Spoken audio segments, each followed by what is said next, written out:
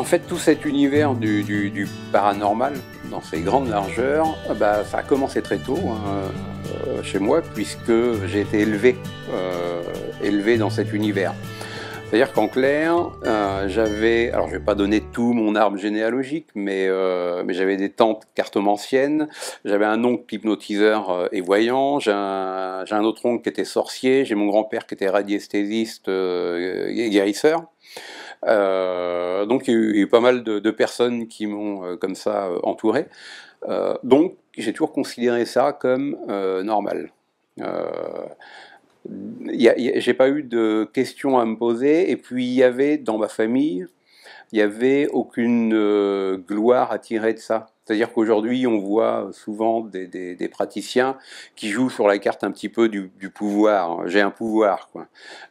C'était pas le cas chez moi. C'était quelque chose de naturel. Ça faisait partie de la normalité. C'est que plus tard, quand j'ai commencé à aller au collège, où je me suis rendu compte que c'était pas tout à fait normal pour tout le monde, en fait. Mais à l'origine, avant d'entrer au collège, je pensais que c'était que tout le monde faisait ça, quoi. C'était quelque chose de normal, en gros. Alors en même temps, il y a mon père, lui, qui était magicien.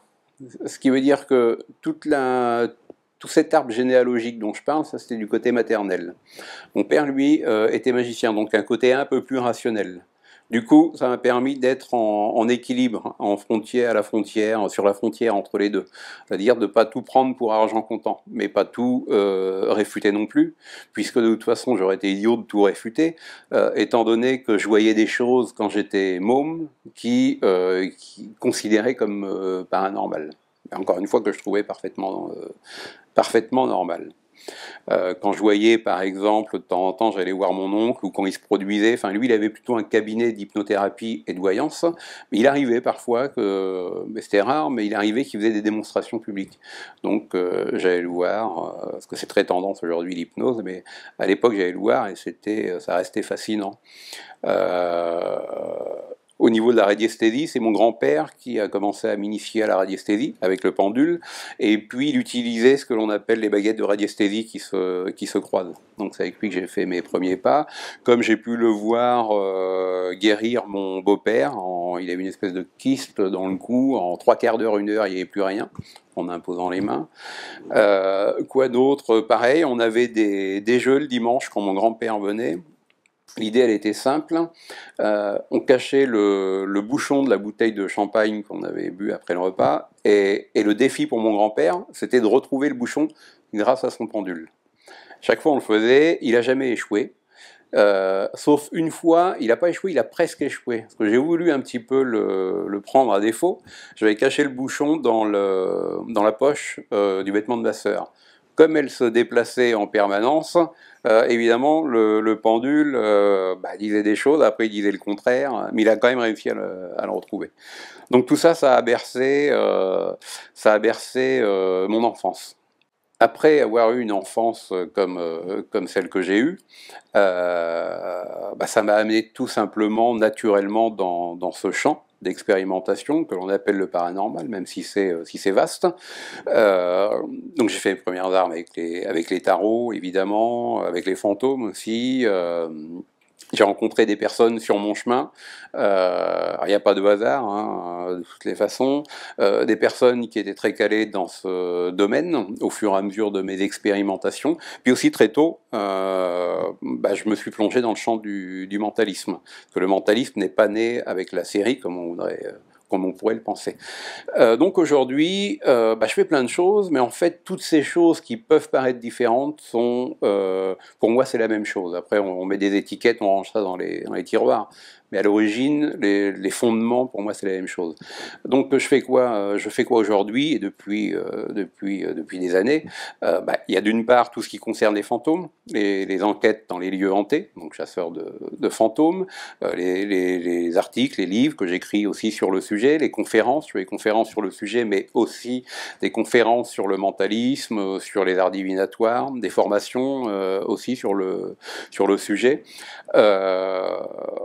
J'ai aussi fait à une certaine époque de la télé, où j'ai joué aussi dans un film au cinéma, mais en fait j'ai pas un grand mérite, parce que le rôle qui m'était donné, c'était celui presque que j'avais dans la vie, donc il n'y avait pas de... Donc voilà, aujourd'hui, je suis partagé entre mes conférences, mes formations, mes lectures de tarot, évidemment, et puis des démonstrations de mentalisme aussi, hein, évidemment. Des créations de jeux aussi, de jeux de cartes ou d'outils sur le thème du mentalisme ou des arts divinatoires. J'ai créé un magazine aussi avec mon associé ami Jean-Charles Dupé, qui est hypnotiseur. Donc tout tourne toujours autour de cet univers. C'est un mélange de plein de choses, mais qui fondamentalement rejoignent la même source. Alors, qu'est-ce que le mentalisme? C'est à la fois quelque chose de simple et de complexe. La première chose que j'ai envie de dire, c'est que le mentalisme, en fait, c'est un courant de développement personnel. Si on va vraiment au bout, à l'origine, c'est un courant de développement personnel qui est né au XIXe siècle, même si on retrouve des traces du mentalisme, alors le terme n'était pas utilisé, hein, mais si on retrouve des traces de l'art du mentalisme, de la voie du mentalisme, dès l'Antiquité, voire dans les philosophies extrêmes orientales. Il a été modélisé, on va dire, à la fin du XIXe siècle. Alors ça, c'est pour le petit historique. Mais en fait, c'est quoi? Le mentalisme, c'est une approche holistique qui va regrouper plein de choses et qui va consister à maîtriser nos capacités mentales, autant sensorielles que extrasensorielles. Dans quel but? Tout simplement pour avoir une meilleure connaissance de soi, une meilleure connaissance des autres et du monde qui nous entoure. Et pour ça, on va utiliser différents outils. Il y a d'ailleurs en mentalisme, il y a 3 niveaux, si je puis dire. Il y a ce que l'on appelle le niveau cognitif, donc on va s'intéresser, plus que s'intéresser, étudier les sciences cognitives. Il y a le deuxième niveau, où il va être question d'hypersensorialité, c'est-à-dire de travailler ces 5 sens pour accéder au 6e. Et puis le 3e niveau, qui est le plus haut, qui est l'extrasensorialité. Que le fait de travailler les 2 niveaux précédents permet à un moment donné justement de développer son intuition et juste après les capacités extrasensorielles.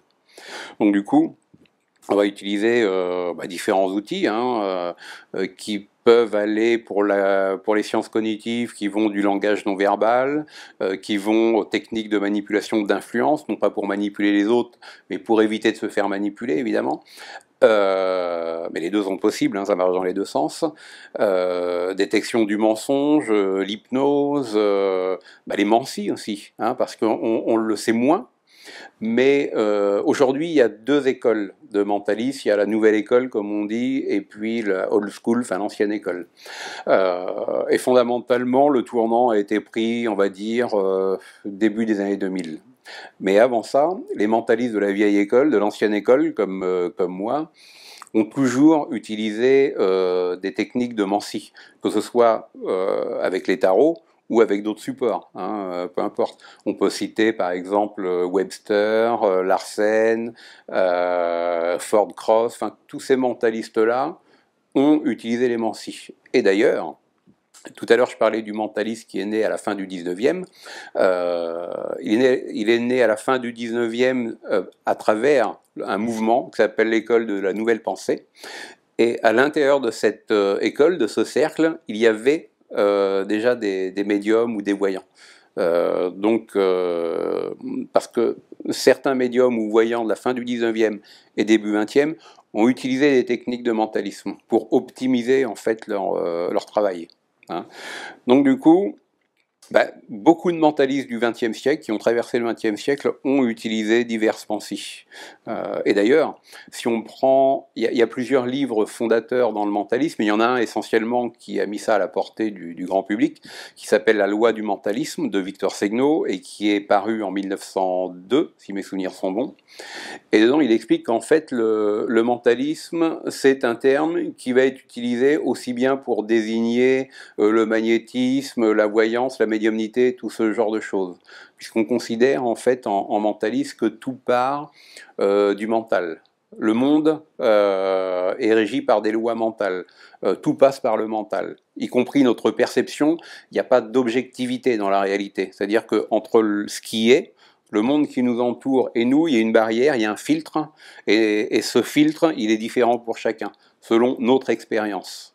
Donc l'idée, ça va être de maîtriser, en mentalisme, ça va être de maîtriser son mental pour être à la fois acteur et spectateur de sa vie, les deux à la fois, et non pas l'un ou l'autre. Parce que ce n'est que quand on est acteur et spectateur qu'on peut voir, qu'on peut déceler aussi les influences. Donc ça veut dire aussi, dans le mentalisme, il y a quelque chose, si on veut devenir un bon mentaliste, c'est qu'il faut savoir maîtriser ses émotions. Parce qu'à partir du moment où on est dans l'émotionnel, on est aveuglé. On dit souvent que l'amour rend aveugle. En fait, la chose la plus correcte, ce serait de dire que l'émotionnel rend aveugle. Quand on est plongé dans l'émotionnel, on n'a plus la capacité à voir clairement la réalité qui nous entoure. Donc l'idée, c'est de maîtriser l'émotionnel. Alors, je vais faire une petite parenthèse, parce que souvent on me dit, oui, mais on ne peut pas éliminer l'émotionnel. En fait, il n'est pas question de l'éliminer, l'émotionnel. Il est question de le maîtriser. C'est différent. Parce que si on ne le maîtrise pas, on va se faire maîtriser par lui. Donc on va perdre pied. Et puis l'idée aussi, c'est de maîtriser l'intellect. Parce que l'intellect est aussi un piège. C'est-à-dire c'est lui qui nous fait douter, c'est lui qui nous perd dans une espèce de labyrinthe tortueux, et puis surtout qui nous fait éloigner de notre intuition, de nos capacités psy. Alors ça peut paraître paradoxal, parce qu'en mentalisme, on va passer justement par le mental, on va utiliser le mental pour justement savoir déconnecter l'intellect. Il y a eu un fait qui a mis aux yeux du monde, on va dire, cette discipline qui est le mentalisme, c'est la série The Mentalist, qui est sortie en 2008 aux États-Unis et normalement, je crois, en 2010 en France, alors qu'avant la série, personne n'avait entendu parler du mentalisme. Moi-même, qui suis mentaliste depuis, on va dire, vraiment depuis 25 ans, j'ai commencé évidemment à m'y plonger dedans bien plus avant, il y a une trentaine d'années, mais depuis 25 ans, je pratique le mentalisme. Quand je parlais de cette discipline aux gens qui ne connaissaient pas ce milieu, tout le monde me regardait avec des yeux, des gros yeux, c'est quoi ça? Personne ne connaissait, jusqu'à ce que la série arrive. Et puis alors là, pour le coup, la référence pour la plupart des gens, c'était la série. Le souci dans cette série, même si elle est bien faite, même si elle est romancée, parce qu'on voit le héros qui devine des pensées comme ça, ou qui hypnose en 2 secondes, ça c'est pour les besoins de la série, c'est un petit peu plus complexe que ça. Ce que je reprocherais à la série, c'est qu'en fait, elle n'aborde qu'une toute petite partie du champ du mentalisme, en fait. Essentiellement la partie cognitive, et puis un petit peu l'hypersensorialité. Mais là où c'est plus dommageable, c'est qu'elle met sciemment et volontairement tout le côté extrasensoriel. Alors que c'est une c'est une base fondamentale aussi du mentalisme. Et pour ceux qui connaissent la série, on voit le héros qui fustige un petit peu les faux médiums en les accusant d'utiliser des techniques de mentalisme. Alors c'est pas tout à fait vrai ni tout à fait faux, il est vrai qu'il fut une époque, à la fin du 19e et début 20e, où certains faux médiums, faux voyants, ont utilisé certaines techniques. Comme certains vrais médiums aussi ont utilisé ces techniques, mais pour optimiser leurs travaux. Mais en utilisant des techniques de mentalisme, je parle des faux médiums, en utilisant des techniques de mentalisme, oui, on va épater, ou ils vont épater leurs clients, mais ça va s'arrêter là, ça va pas aller au-delà, parce que la voyance est bien plus que ça, évidemment. Donc je regrette un petit peu cet aspect de la série où ils ont mis volontairement ce côté extrasensoriel de côté. Et puis, il y a un point positif et un point négatif dans la série. Le point positif, c'est qu'effectivement, ça a amené au devant de la scène, pour la plupart des gens, les personnes lambda, cette discipline. Mais en même temps, le côté un peu négatif, c'est que d'un coup, on a vu fleurir un petit peu partout des mentalistes à chaque coin de rue, quoi. Comme c'est le cas en ce moment pour l'hypnose qui est à la mode, et on se rend compte qu'en fait, ce sont pas vraiment des mentalistes. L'autre fois, j'en ai croisé un, c'était un formateur PNL. même s'il y a des techniques en mentalisme qui sont proches, voire identiques à la PNL, être formateur PNL ne veut pas dire non plus être mentaliste, parce que c'est bien plus vaste que ça. Donc on rencontre à chaque coin de rue des mentalistes comme des hypnotiseurs. C'était aussi un petit peu le cas avec la voyance. Je me souviens à une époque, jusqu'à ce que la loi soit abrogée en 80... Je sais plus, je suis pas sûr, il faudrait vérifier, mais je crois que c'est en 92 ou 93. Avant cette année-là, selon la loi, tirer les cartes, faire le métier de devin, c'était encore condamnable par la loi, même si c'était pas appliqué, mais qu'on tolérait, mais c'était encore condamnable par la loi. La loi a été abrogée, et au fur et à mesure, et puis en plus avec Internet, avec tous les moyens qu'il y a aujourd'hui, on a vu fleurir, mais alors un paquet de voyants, de médiums, qui, pour certains, sont aussi voyants et médiums que moi, je suis boucher-charcutier, en fait. Donc voilà. C'est-à-dire que ça a démocratisé le mentalisme, mais à la fois, la démocratisation a jamais quelque chose de... Il y a toujours l'autre côté de la pièce, forcément. À force de démocratiser, eh ben on nivelle les choses vers le bas. Et puis comme on est dans une société de communication où on veut de l'information, il faut que ça aille vite, je vois des personnes qui se forment soit à l'hypnose, soit au mentalisme, bien que ce soit rare, parce que les formateurs en mentalisme sont très très rares quand même en France, qui vont se former et puis qui vont passer professionnels après avoir fait une semaine de stage, quoi, dans les quelques mois qui vont suivre. Alors qu'il faut des années d'expérience.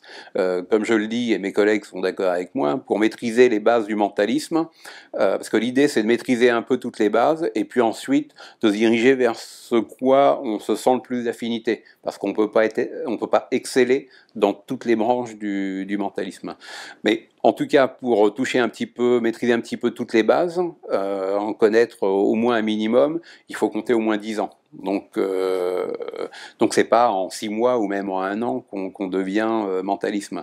Et puis il y a aussi le fait que c'est aussi, je sais pas si je l'ai dit tout à l'heure, mais c'est une voie de développement personnel. C'est-à-dire c'est un chemin initiatique en fait, au-delà des techniques, parce que les techniques, c'est pas un but.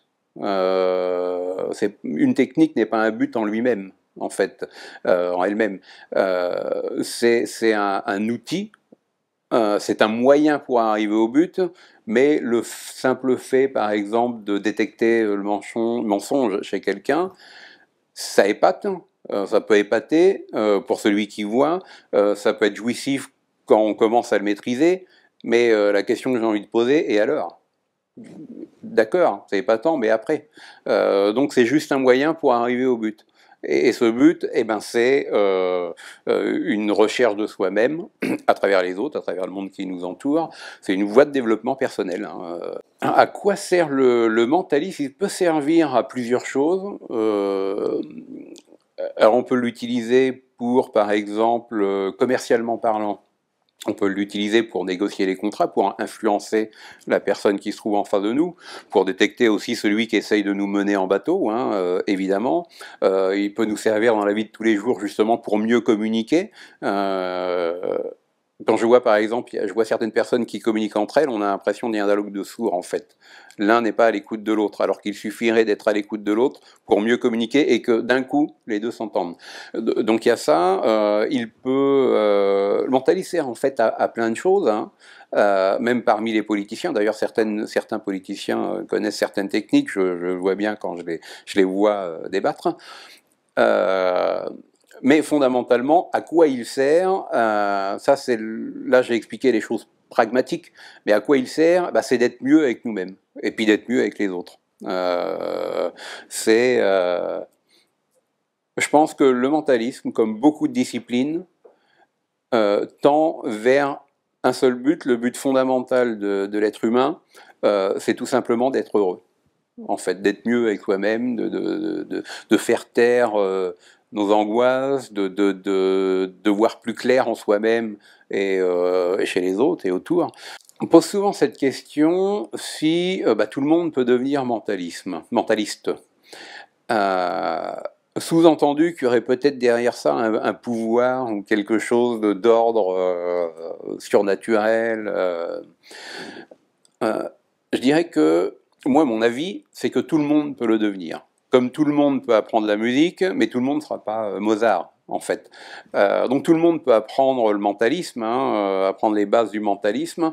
Ensuite, selon les capacités de chacun, selon la sensibilité de chacun, on sera plus ou moins performant que d'autres. Comme je pars du principe que tout le monde a potentiellement des capacités extrasensorielles en lui. Sauf que dans notre société occidentale, on les étouffe. Donc on peut traverser la vie sans même savoir qu'elles sont là, quoi, hein, ces capacités extrasensorielles. Le mentalisme, c'est la même chose. C'est une discipline, il y a des bases, il y a des méthodes, et puis il est vrai qu'à un moment donné, quand on passe certains niveaux, après, parce que le troisième, je parlais tout à l'heure du troisième niveau, mais quand on commence à maîtriser les deux premiers niveaux, il y a tout ce champ de la perception extrasensorielle et de l'intuition qui arrive. Là, les méthodes sont moins techniques, c'est-à-dire que, alors c'est complexe à expliquer parce que c'est à la fois il faut passer par des méthodes d'apprentissage technique pour pouvoir libérer cette perception extrasensorielle. Une fois qu'on l'a, on va surfer dessus, on va l'apprivoiser au fur et à mesure, et elle va devenir comme une seconde nature, un peu comme le surfeur qui essaierait de prendre une vague. Une fois qu'il l'a, il essaye de rester un maximum dessus, quoi. C'est un petit peu ça. J'essaye de faire une analogie, mais c'est un peu ça. Donc oui, tout le monde est capable d'apprendre, en tout cas, les bases du mentalisme.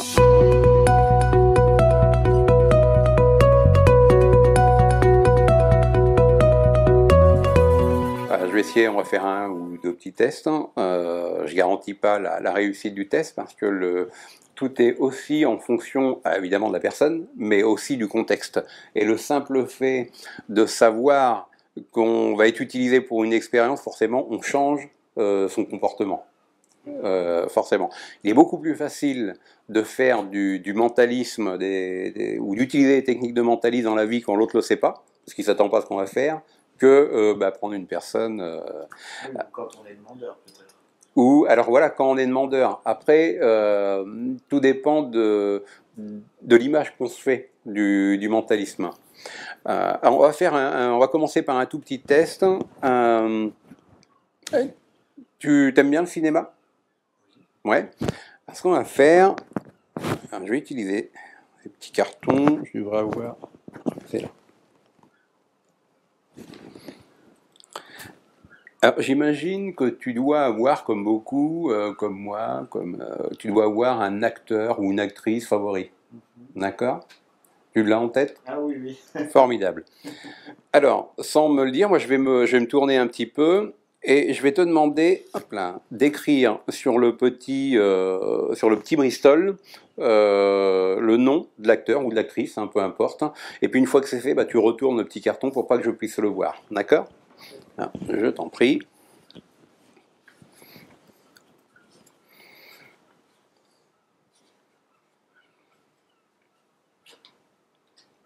C'est fait? C'est bon.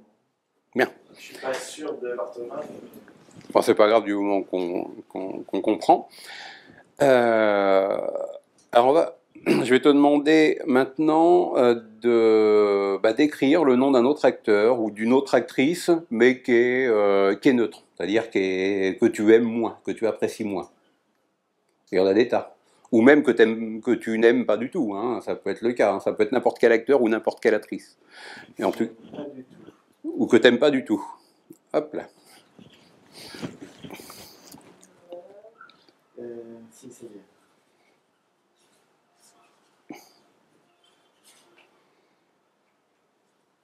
Ok, je tourne. C'est fait, voilà. Hop, tu peux les mettre les uns sur les autres. Hein. Alors, tu vas faire la même chose avec toujours un acteur que tu apprécies moyennement ou pas du tout, ou qui est neutre. D'accord? Hop là. Il y en a un petit paquet.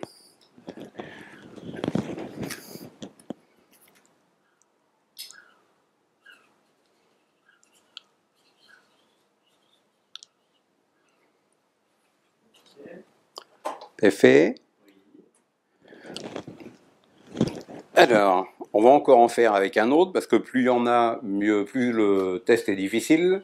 Alors, je t'en prie. Pareil, que t'aimes pas, qui est neutre, ou que tu apprécies moyennement.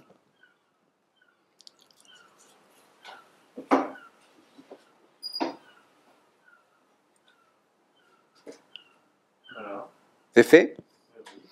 Ok. Il y en a combien? On en est à 1, 2, 3, 4. Allez, compliquons l'expérience. Un petit dernier, et ça va être le dernier. Un acteur ou une actrice que tu apprécies moyennement, ou pas du tout, ou tu t'en moques. Non, mais c'est pas ça, c'est que j'ai du mal, j'ai pas le nom. Euh, Peut-être un acteur français, américain, anglais, enfin peu importe. Hein. Même quelqu'un, un acteur qui est décédé.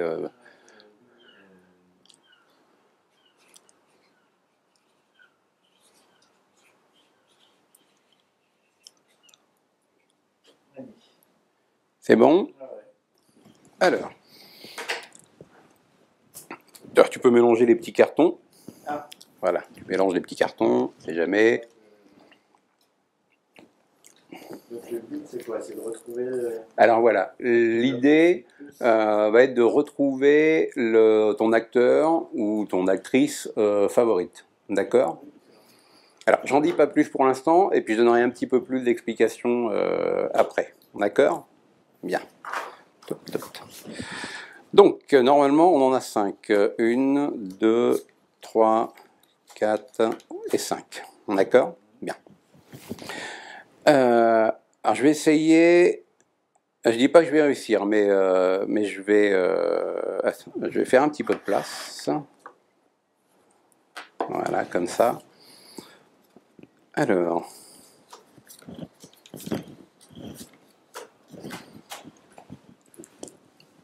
Je vais essayer d'utiliser l'intuition, mais bon, je vais, avant de les...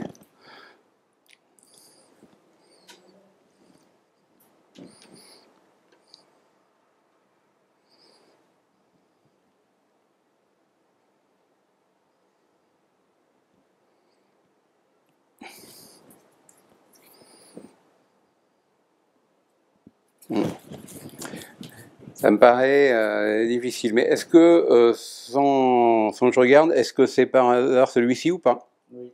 C'est celui-ci? Ah, bon, déjà, il y a... C'est que ça commence à venir. Tu veux mélanger peut-être?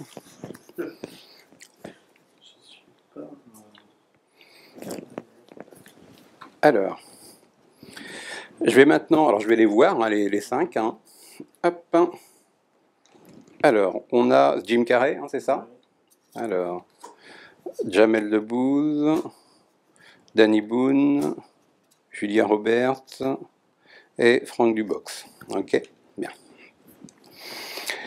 Donc, je répète, donc, en me regardant, voilà, c'est mieux. Alors, donc, Jim Carrey, Jamel Debbouze, Danny Boone, Julia Roberts ou Franck Dubosc. On est d'accord. Ça ne peut être que l'un de ces 5 acteurs ou actrices. Hein, Alors, j'ai peut-être une piste. Pense-y, hein, surtout pense-y. Donc, Jamel Debbouze, Jim Carrey, Danny Boone, Franck Dubosc et Julia Roberts. Déjà, on peut éliminer, je pense, Jim Carrey et Jamel Debbouze. Il nous en reste 3, Danny Boone, Franck Dubosc ou Julia Roberts. Je pense que ton acteur ou actrice favorite, c'est Julia Roberts, c'est ça? C'est ça. Donc l'expérience est concluante. Alors je vais donner une petite piste quand même.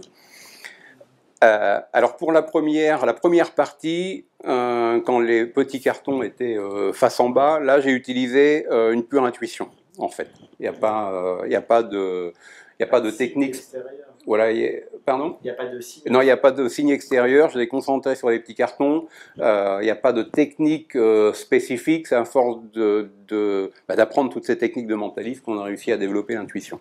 Ça, c'était la première phase. La deuxième phase, j'ai utilisé en fait tout ce que je pouvais voir et ce qui pouvait émaner de toi. Voilà. J'ai remarqué une chose. Quand quand j'ai mis les petits cartons comme ça sur la table, ton regard était plus de ce côté-là que de ce côté-là. Je ne sais plus comment c'était comme ça, ou ça devait être un truc comme ça. Était plus de ce côté-là que de ce côté-là. On aurait tendance à se dire qu'étant donné qu'il regarde de ce côté-là, bah, ça pourrait être cela. Non, parce que justement, quand on ne veut pas se faire prendre, on fait l'inverse de ce qu'on pourrait s'attendre. Donc du coup, il ne me restait plus que ces possibilités-là. C'est pour ça que j'ai éliminé les deux d'emblée. Et puis ensuite, il m'a suffi simplement de lire au niveau du non-verbal, comme ceci, hein, je t'ai nommé les choses, et il y a eu, alors je ne sais pas si on le verra à la caméra hein, en regardant, mais moi comme j'étais assez proche... Les yeux quand... Alors ça n'a pas été les yeux, ça a été très très léger, mais il y a eu presque un tout petit rictus au moment où j'ai annoncé Julia Roberts. Donc voilà, ça c'est une des techniques. Donc ça c'est... alors ça on l'a fait dans le cadre d'une expérience un peu divertissante, mais évidemment on peut, lors d'un entretien, d'une conversation, savoir la vérité si l'autre nous mène ou pas en bateau, quoi. On peut essayer de faire une autre expérience, là je garantis pas, on va vraiment aller jusqu'au bout. Je dis pas qu'on va réussir, mais bon. Par exemple, on a fait cinéma. Tiens, on va faire avec les voyages. On va faire avec les voyages. J'imagine que tu as déjà voyagé dans différents pays. Bien. Je vais te demander de penser, on va dire à deux pays. D'accord ? Tu vas penser à deux pays où tu rêverais d'aller, où tu as jamais été. Ou alors si tu y as été, c'est qu'il y a peu de temps. Hein, mais sinon, deux pays où tu aimerais vraiment aller. Là, comme ça. Tu les as en tête ? Bien. Maintenant, sur ces deux pays, je vais te demander d'en choisir un, mentalement. C'est fait ? Bien. Alors là, tu vas me regarder. Tu vas imaginer une map monde. Tu vas vraiment la visualiser entre toi et moi, d'accord ? Et tu vas la visualiser, et tu vas la regarder au fur et à mesure que je la visualise, que je la verbalise devant toi, d'accord ? Donc cette map monde, elle est tournée vers toi et pas vers moi. Hein. Donc là, on a par exemple, petit détail. Ouais, voilà, exactement. Mais alors, petit détail, j'espère que tu n'as pas choisi un pays d'Europe. Bon, est-ce que j'ai oublié ce petit détail ? Il ne faut pas que ce soit l'Europe, parce qu'il y a plein de petits pays, c'est compliqué. Donc, tu as l'Europe qui est là, d'accord, qui est centrale, d'accord. Là, tu as l'Amérique du Nord, avec le Canada, l'Alaska. Là, tu as l'Amérique du Sud, l'Amérique centrale là, et puis l'Amérique du Sud ici, d'accord. Donc là, tu as l'Europe. Là, on a la Russie, d'accord. Hein, tu peux la voir d'ailleurs, tu peux la visualiser, la Russie, l'URSS. En dessous, on a la Chine, d'accord. Là, il y a le Japon, et puis un petit peu plus en dessous, il y a l'Australie, d'accord. Il y a le pôle Nord qui est là, et puis il y a tous les autres petits pays, là, juste en dessous. Ici, tu la vois, tu la visualises, il y a l'Afrique, d'accord. D'accord. Il y a le pôle Sud, là. Voilà, ou le pôle Sud, l'Afrique est ici, l'Europe là, on va dire l'Europe du Nord, le pôle Nord ici, les États-Unis, l'Amérique du Nord ici, l'Amérique centrale, l'Amérique du Sud là, l'URSS, la Chine, le Japon, tous les pays asiatiques et l'Australie ici. D'accord ? Bien. En surface, c'est un pays assez grand. Non. Ah. Parce que j'ai hésité entre deux. Il y a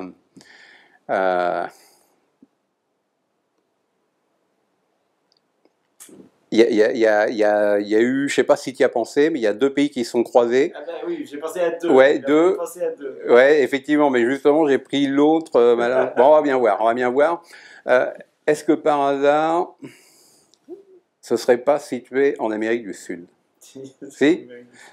Alors, parce que j'ai eu un doute, en fait, entre... il y a eu deux signaux, on va dire, entre l'Amérique du Sud et un pays qui est beaucoup plus vaste et qui se situe de l'autre côté, qui est l'Australie. T'as pensé à l'Australie entre les deux ? Bon. Il fallait penser à deux. Donc je me suis un petit peu planté pour l'Australie. Alors l'Amérique du Sud, alors évidemment, ça rend un peu plus complexe la chose, parce que là, il y en a quand même un petit peu beaucoup, quoi.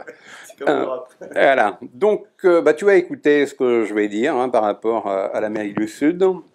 Évidemment, il y a beaucoup de pays, comme on le sait. Il y a la Colombie, il y a le Brésil, il y a le Pérou, il y a la Bolivie. Qu'est-ce qu'il y a d'autre? Il y a l'Argentine. Euh, je pense que je t'ai déjà cité le pays auquel tu as pensé. Je vais les répéter vite, hein, d'accord? Alors, je vais les répéter vite. Brésil, Bolivie, Pérou, Argentine, Pérou. C'est ça? C'est affreux. Ben voilà. Ouf, l'expérience est concluante. Donc ben voilà, hein, l'idée elle est là. Hein. Je me suis servi encore de plein de choses, de différentes techniques. Et donc grâce à ce genre de techniques, eh ben, on peut très rapidement savoir si l'autre nous mène en bateau ou pas, voir ses désirs cachés. Mais évidemment, quand on commence à maîtriser ou à apprendre ces techniques, il est évident qu'on va essuyer beaucoup d'échecs. C'est parce que ça vient pas tout de suite, quoi. Personnellement, avant de réussir à faire ça avec un taux de réussite suffisant, que moi j'appelle suffisant, c'est au moins du 80% minimum, il m'a fallu au moins 2-3 ans en expérimentant sur plein de gens, partout, tout le temps, ce type de choses. Mais ça reste jamais du 100%. Hein. D'ailleurs, on l'a un petit peu vu, je me suis un petit peu trompé avec l'Australie avant et puis le Pérou, mais bon. Mais c'est justement en échouant qu'on va réussir petit à petit à maîtriser ce type de choses.